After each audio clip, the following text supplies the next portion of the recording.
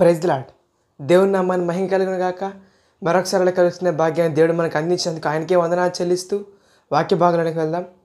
Bible గ్రంథం అనేది ఒక గని. అది ఎంత తవ్వుతూ ఉంటే అంత బయటకు వస్తూనే ఉంటుంది. మనం బైబిల్ ఒకసారి చదివిన తర్వాత రెండోసారి మళ్ళీ అదే అధ్యాయం చదివామంటే అసలు ఇది ఎప్పుడు చదివాను నేను, ఇంత కొత్తగా ఉంది, ఇది ఎన్ని విషయాలు ఉన్నాయా అని మనకు అనిపిస్తుందండి. నేను కూడా ప్రసంగ గ్రంథం అనేకమైన సార్లు చదివాను. కానీ ఈసారి చదువుతున్నప్పుడు నాకు ఏం కనిపించిందంటే ఐక్యమత్యం ఉంటే ఎలా ఉంటుంది, ఒక వ్యక్తి సింగిల్గా కాకుండా ఐక్యంగా ఉంటే ఎలాంటి ఫలితాలు సాధించగలడు. అలాంటిది మనం బైబిల్ గ్రంథంలో చదివినట్లయితే అది ప్రసంగ గ్రంథంలో సొలొమోను గారు ఎంత గొప్పగా రాశారంటే అది చాలా గొప్ప ఒక చిన్న స్టోరీ మారుతూ ఉంటుంది. కానీ అది నిజంగా జరుగుతున్నది. ఆ లేఖనాన్ని మనం చదువుకుందాం. ప్రసంగ గ్రంథం 4వ అధ్యాయం 7వ వచనం నుంచి చదివినట్లయితే, నేను ఆలోచింపగా వ్యర్థమైనది మరి ఒకటి సూర్యుని కింద నాకు కనబడెను. ఒంటరిగానున్న ఒకడు కలడు, అతనికి జతగాడు లేడు, కుమారుడు లేడు, సహోదరుడు లేడు. అయినను అతడు ఎడతెగక కష్టపడును, అతనికున్న ఐశ్వర్యం చేత తృప్తి పొందడు. అతడు సుఖమనున్నది నేనెరుగక ఎవరి నిమిత్తం కష్టపడుచున్నానని అనుకొనడు. ఇది వ్యర్థమైనది, బహు చింత కలిగించును. హల్లెలూయా. ఇక్కడ బైబిల్ గ్రంథం ఎవరి గురించి చెప్తుందంటే అనేక మంది ఇలాంటి వారిని మన సమాజంలో చూస్తూ ఉంటాం. అతనికి తల్లి ఉండదు, తండ్రి ఉండడు, ఎవరు ఉండరు, భార్య పిల్లలు ఎవరు ఉండరు. కానీ అతను మాత్రం కష్టపడుతూనే ఉంటాడు. ఏదో సాధించాలి, ఇంకా సంపాదించాలని కష్టపడుతూ ఉంటాడు. అసలు ఒంటరిగా మనిషి ఏమీ చేయలేడండి. కీర్తన గ్రంథం 133వ అధ్యాయంలో ఉంటుంది, సహోదరులు ఐక్యత కలిగి ఉండుట ఎంతో మేలు అని. నాకు కూడా ఒక తమ్ముడు ఉన్నాడు. అతనితో ఎప్పుడు గొడవలే, ఎప్పుడు కొట్లాడుకోవడం, ఎప్పుడు తిట్లాడుకోవడమే. నేను కూడా ఐక్యమత్యంగా ఉండాలని దేవుడు నాకు ఈ వాక్యాన్ని ఏమైనా చూపించాడేమో. ఖచ్చితంగా నేను కూడా ఐక్యమత్యంగా ఉండడానికి ప్రయత్నిస్తాను. మనం కింద వచనాలు చదివినట్లయితే ఏమర్థమవుతుందంటే ఒక వ్యక్తి ఒంటరిగా ఉంటాడు, కష్టపడుతూనే ఉంటాడు. ఎవరి కోసం కష్టపడతాడో కూడా అతనికే తెలియదు. అదే ఆ వ్యక్తి కానీ ఇంకా ఇద్దరితో కానీ ముగ్గురితో కానీ ఐకమత్యం కలిగి పనిచేయగలిగినట్లయితే అతనికి లాభం వస్తుంది, ఇంకొందరు కూడా లాభపడగలుగుతారు. అసలు ఐకమత్యంగా ఉంటే ఎలాంటి లాభాలు ఉంటాయని కింద మనం చదివినట్లయితే అదే 4వ అధ్యాయం చదివినట్లయితే 9వ వచనం, ఇద్దరి కష్టము చేత ఉభయులకు మంచి ఫలము కలుగును గనుక ఒంటిగాడ యుండుట కంటే ఇద్దరు కూడి ఉండుట మేలు. హల్లెలూయా. ఇక్కడ బైబిల్ గ్రంథం ఏం చెప్తుందంటే ఒక వ్యక్తి పనిచేస్తే, ఒక ఉదాహరణకి అనేక మంది అర్థమెటిక్స్ అనే సబ్జెక్ట్ చదువుతుంటారు. దానిలో ఏముంటుందంటే ఒక వ్యక్తి 5 రోజులు ఈ పని చేస్తే ఇద్దరు వ్యక్తులు ఆ పని ఎన్ని రోజుల్లో చేయగలరు అని. ఆ పని దానికి సమాధానం ఖచ్చితంగా 5 రోజుల కంటే తక్కువే ఉంటుంది కదండి.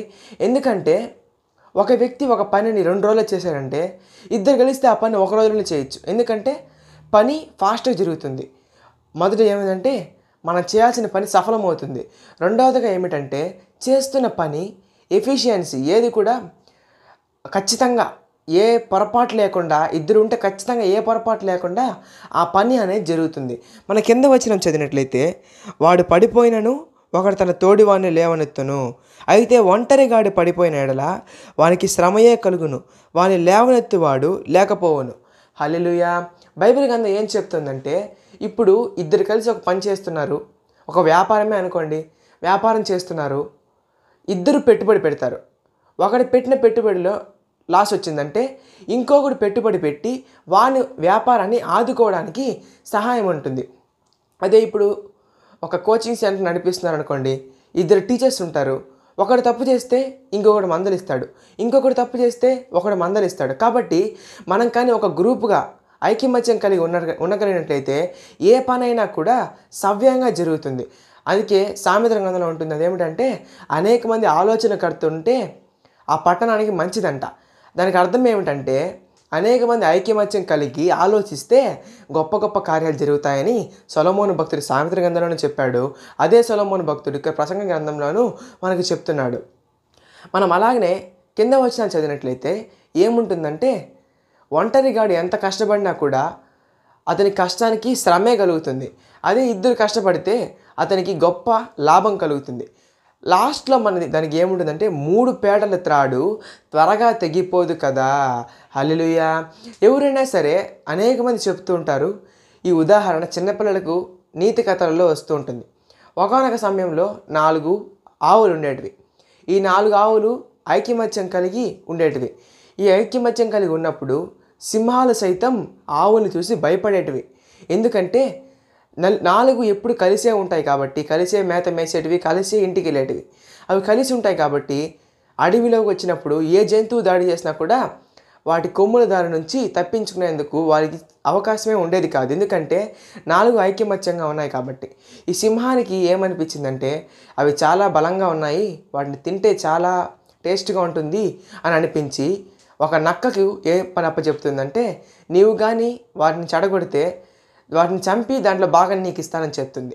అప్పుడు ఈ నక్క ఏం చేస్తుందంటే లేనిపోని మాటలు కల్పించి నలుగురి మధ్యలో గొడవ పెడుతుంది. ఐకమత్యంగా ఉన్నంత వరకు వాళ్ళని ఎవరూ దాడి చేయలేకపోయారు. ఇప్పుడు వాళ్ళ చెప్పుడు మాటలు విని నలుగురు 4 పక్కలకు వెళ్ళిపోయినప్పుడు సింహం ఈజీగా నలుగురిని చంపి తినగలుగుతుంది. దీనికి అర్థం ఏమిటంటే ఒక వ్యక్తులు నలుగురు ఉన్నారు, ఆవులు మనం మనుషులుగా అనుకుందాం.